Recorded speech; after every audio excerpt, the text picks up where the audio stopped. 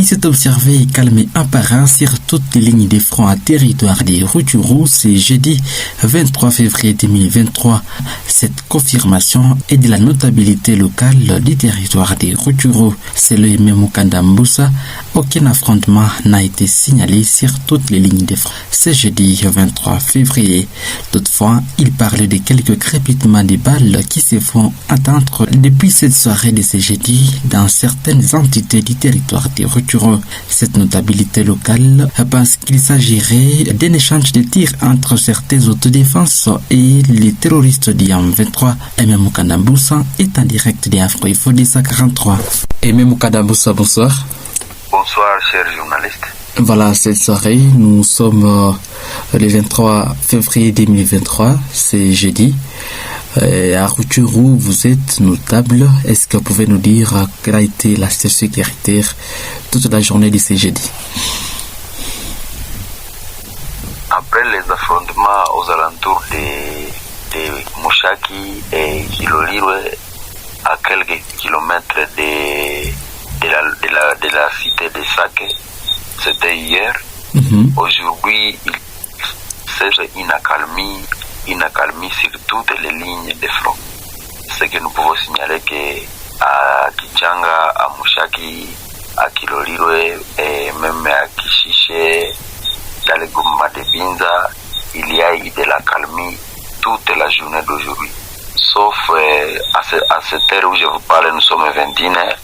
Les coups de balles se font attendre à Kinyandonyi. Kinyandonyi est situé à 10 km de Rutshuru Centre, où les patriotes aujourd'hui font face aux rebelles terroristes du M23 dans la zone où dans le groupement de Mbukoma, de Busanza, là où les terroristes voulaient se retirer de Binza, mais ils commencent encore à renforcer leur position, puisque aujourd'hui à Kiseguru, les sources sur place nous renseignent que plusieurs RDF sont arrivés à Kiseguru pour renforcer les positions de Kiseguru, et c'était aux environs de 15 heures. Ces terroristes marchent à pied, ils n'ont pas de véhicule, et ils marchent à pied et ils ne se fatiguent pas. Et c'est pour raison pour laquelle que nous demandons au gouvernement de renforcer toutes les lignes de front. Les lignes de front à provenance du lac Edouard, à passer par Nyakakoma, Ishasha, Nyamilima, Kisharo, Kiseguru, Katuguru, pour pousser l'ennemi et récupérer la cité de Kiwanja et de Rutshuru Centre. Pour dire à récupérer Rutshuru Centre et à couper les liaisons Rutshuru Centre et Bunagana, l'ennemi sera épais à débandade, puisque Rutshuru Centre est considéré comme leur base logistique, et si une fois Rutshuru Centre est récupéré, l'ennemi sera à débandade. Mais laisser Rutshuru Centre en paix, c'est laisser les terroristes la force de se ravitailler. Voilà, et même au Canada, donc vous dites que les armes, disons les détonations à l'arme lourde et légère qui se font attendre pour le moment, ce serait donc des échanges de tirs entre les terroristes du M23 et les groupes d'autodéfense. Oui. À cette heure où je vous parle, il y a un affrontement entre les groupes des autodéfenses du MPA et les M23 au niveau de Kinyandonyi. Mais difficile d'en parler puisqu'on est la nuit. Les personnes sur place sont sous les lits. Et nous signalons que, je vous ai dit que les patriotes sont aux alentours de Rutshuru Centre. Il manque seulement de la force pour repousser l'ennemi hors d'état de nuire. Oui, nous pouvons signaler que même les M23 sont des groupes de bandits. Même les Wazalènes ou les patriotes sont des groupes de bandits. Mais le comble est qu'il y a des groupes armés locaux et il y a des groupes armés étrangers. Pour dire, il serait mieux de renforcer les groupes armés locaux pour chasser les groupes armés étrangers, puisque entre des ennemis, le choix est clair.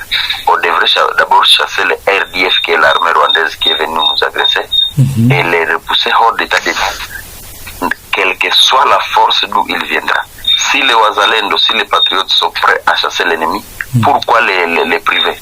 Ce sont des Congolais, ils peuvent chasser l'ennemi, et après le gouvernement va dialoguer avec les patriotes, puisque nous personnellement, nous connaissons bien que les Wazalendo, les patriotes, sont des Congolais.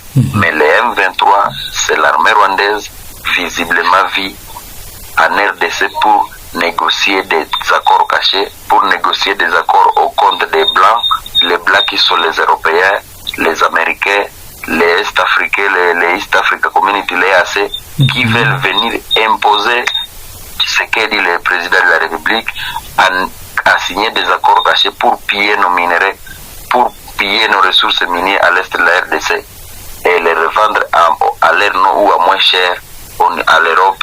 Et comme ça, et voici comment la guerre est venue.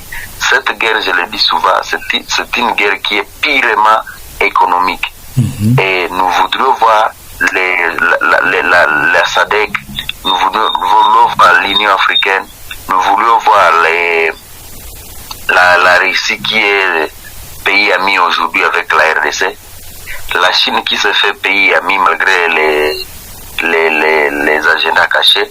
Nous voulons voir tous les pays amis de la RDC se ranger derrière la RDC pour finir cette guerre, puisque selon moi je vois que cette guerre risquerait d'être la dernière guerre, puisque en voyant le Rwanda qui est à perte de vitesse aujourd'hui, nous pouvons dire que si une fois nous gagnons cette guerre, nous serons respectés.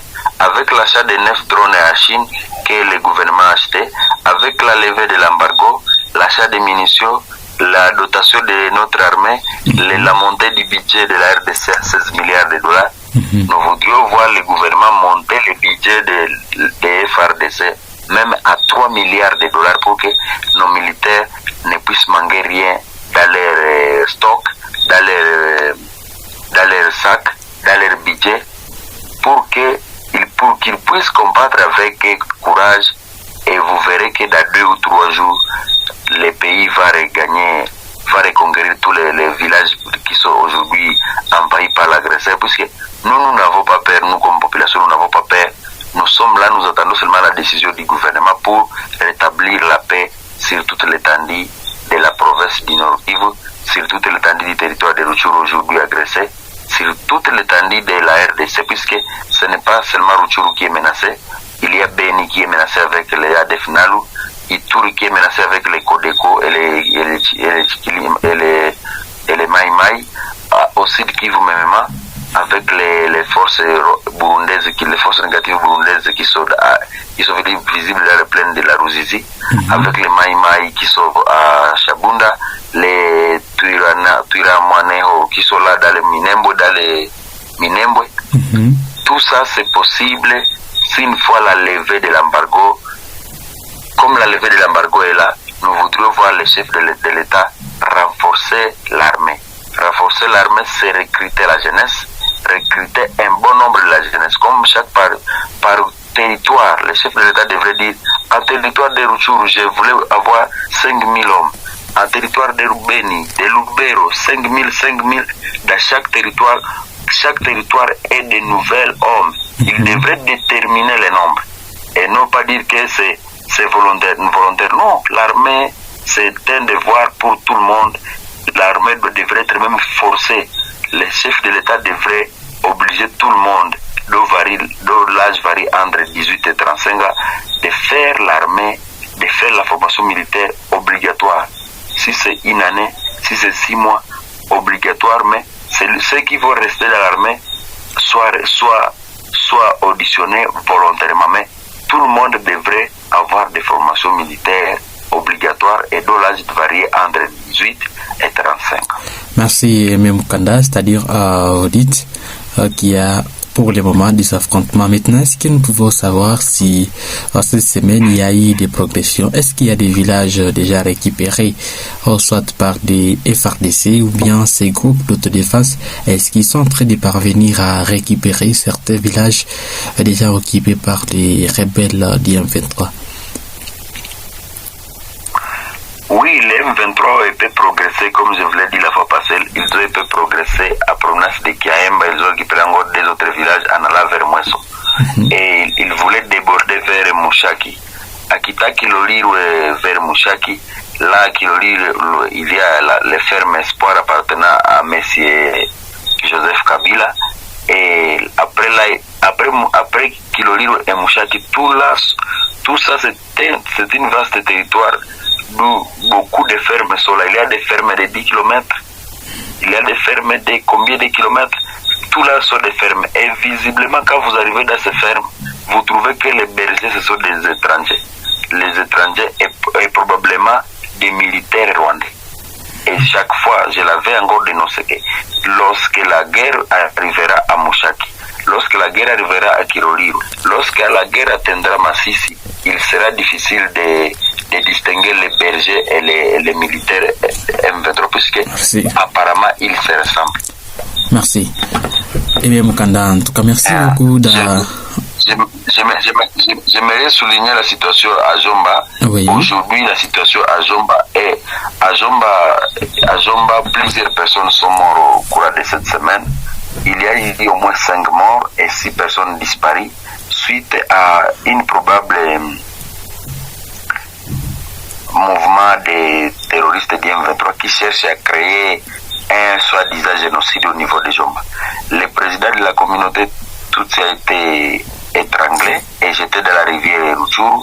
Son corps a été visible sur les eaux de la rivière Rutshuru vers Rwanguba aujourd'hui matin. Et selon la famille, selon les sources, le papa, lui, le président de la communauté Tutsi de Tchenguerero, lui ne voulait pas conjuguer avec les rebelles d'M23. Il s'opposait souvent à leurs réunions. Il s'opposait souvent à les réunions nocturnes. Il s'opposait souvent à les décisions d'envoyer les jeunes Tutsis à la formation militaire. Il s'opposait à toutes leurs missions obscures. Pour dire, il a été étranglé et il a été disparu avec 6 autres qui ne sont pas encore retrouvés. Et lui, son corps a été retrouvé mort. Et aujourd'hui, plusieurs personnes à Tchenguerero et à Bunagana commencent à fuir vers l'Ouganda, craignant les menaces à provenance des autorités de M23. Et tout cela à cause des refus d'adhérer aux idéologies de leur mouvement. Merci. Pour dire, les M23 à perte de vitesse commencent à chercher une guerre médiatique, à vouloir montrer que vous voilà, la communauté tout est tuée et pourtant eux-mêmes tuent les leurs. Ils veulent montrer, ils viendront dire le contraire de cela.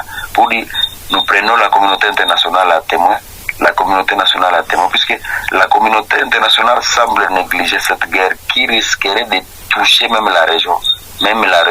l'Afrique entière, même le monde entier. La troisième guerre mondiale risquerait de se propager en Afrique à partir de cette guerre d'M23, puisque la communauté internationale qui est la MONUSCO prend cette guerre à la légère. Merci. Plus de 3 hélicoptères de la MONUSCO ont été abattus par les M23, mais la MONUSCO ne dit rien, l'ONU ne dit rien, et tout le monde ne peut pas condamner les Rwandais. On dit, oh, cessez les faits. Pendant que les FARDC respectent les cessez-les-faits, les M23 veulent progresser. Où sommes-nous? La communauté internationale devrait montrer la force. L'EAC qui est venu faire le scoutisme devrait prendre des décisions et dire non, c'est nommé. Aujourd'hui, l'EAC est encerclé au milieu des M23 au niveau de Rumangabo. Il devrait quitter et rester sur la ligne de front. Aujourd'hui, l'EAC est là pour donner couloir au M23 à Kibumba. Les M23 ont choisi quitter Rwanda à passer par Kibumba pour sortir à Kichanga et Kiloliro. Oui. Voilà ce couloir qui est béni par les RD, puisque les FARDC ne peuvent pas empêcher les RDF de quitter Rwanda, passer par Kibumba pour aller vers Kiloliro. C'est l'EAC qui bénit cette incursion. Et voilà, nous risquons les M23 risqueraient de couper même la route nationale numéro 2, Minova Bukavu Goma, à cause de la bénédiction de l'EAC qui donne couloir au niveau de Kibumba. Cette couloir de Kibumba, nous disons non. L'EAC doit quitter Kibumba et laisser là-bas les FARDC qui, une fois ils voient les RDF, ils peuvent même combattre avec eux. Mais avec cette zone tampon, nous disons non. Vous nous suivez à partir de l'Europe, vous nous suivez à partir de l'Amérique, disons non à cette zone tampon qui est à Kibumba et aidons-nous à dire aux Blacks que nous ne sommes pas d'accord avec la zone tampon de l'EAC. Merci beaucoup Aimé Mukanda pour ces quelques précisions sur la sécurité de ce jeudi à territoire de Rutshuru. Nos téléspectateurs et nous disons en tout cas merci. Merci beaucoup à tous.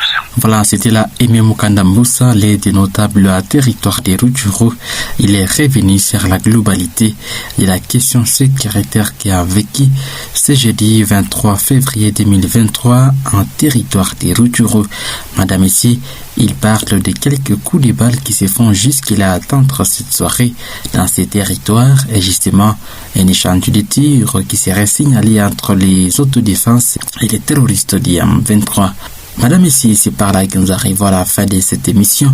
Merci de nous suivre sur Afro-Info 243. Je suis Richard Mali Rokakouli, j'interviens depuis Butembo. Merci pour votre commentaire et surtout, n'oubliez pas de liker et partager la vidéo. Portez-vous bien.